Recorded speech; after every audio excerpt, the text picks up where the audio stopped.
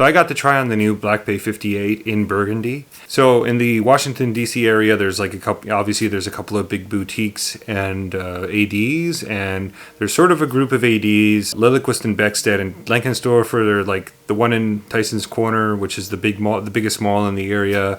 It's called Lenkensdorfer, and they just opened up a new Tudor boutique. So they had all the new models except for the crazy rare ones like the like the pink chrono or like the light blue chrono.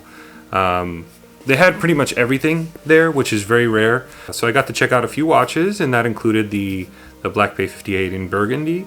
And by the way, it's a very nice boutique. I didn't take any video of the boutique itself, but it's very nice. I've been to other Tudor boutiques, and I have to say this one's not the biggest one I've been to, but it certainly has a lot of different areas with different showcases for watches and stuff, and like glass cases.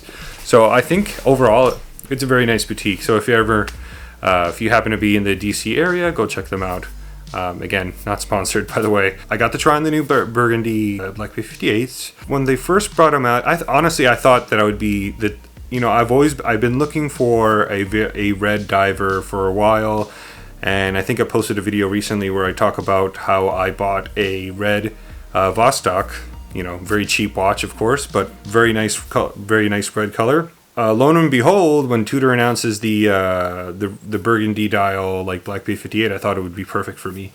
So I was very interested in checking out this watch. So I'm very happy that they had it. So the gentleman brought them out for me.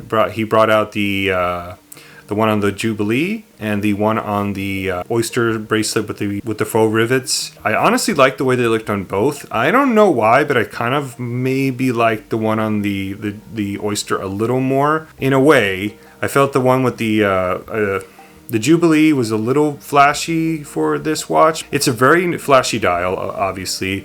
The one thing that struck me about the dial was the finish of the dial itself it's sort of like a glossy finish. It's not like it's not your normal like sunray finish that I'm used to. Your typical sunray finish is sort of like a matte finish, and it's not very glossy really. It's more like a matte, so it diffuses the light that is reflected on the dial very sort of evenly, and it's very soft.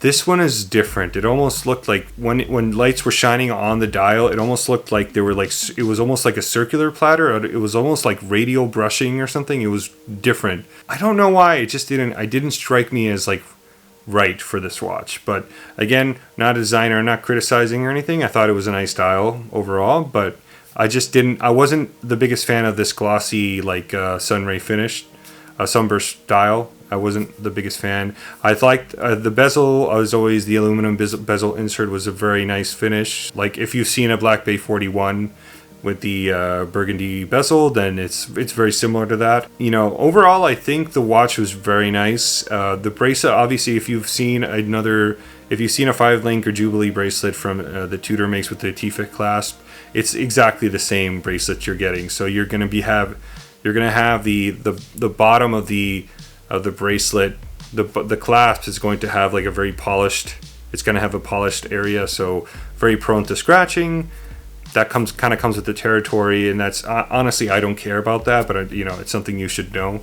I tried both of them on, and I don't know why, but I couldn't pull the trigger on them. Obviously the specs are very similar to like a normal Black Bay 58, except for the fact that this has a Metas certified movement, which obviously brings extra cost to the table. So I think the Black Bay 58 used to be like an under $4,000 watch, and now this one was $4,600 on the Jubilee. So it's sort of like you add taxes to that, and you're out the door about $5,000, and it seemed kind of like a lot for a Black Bay 58, to be honest. Even though this is a very nice Black Bay 58 with a very accurate movement, it kind of felt like a lot. I wasn't ready to like put down that kind of money to get this watch, but I was tempted, not gonna lie, and one day, who knows, I may get one eventually. But I'm very happy that I got to check them out, and I think it's another great release from Tudor. It might have been my favorite from Watches and Wonders, and but yeah, those are my thoughts on the Black Bay 58 in Burgundy on both bracelets. I didn't get to try out the one on the rubber strap variant. By the way, I'm wearing my Black Bay 58-925 on the rubber strap, which I love. I wore it all day today. I just can't get enough of this thing. But anyway, if you have any questions about the watch or watches in general, I'm happy to answer them, and really helps a lot if you can like and subscribe to the channel. I'm really trying to build this channel up a little more, and I'm trying to get back on posting a little more regularly. But anyway, I'll see you in the next one.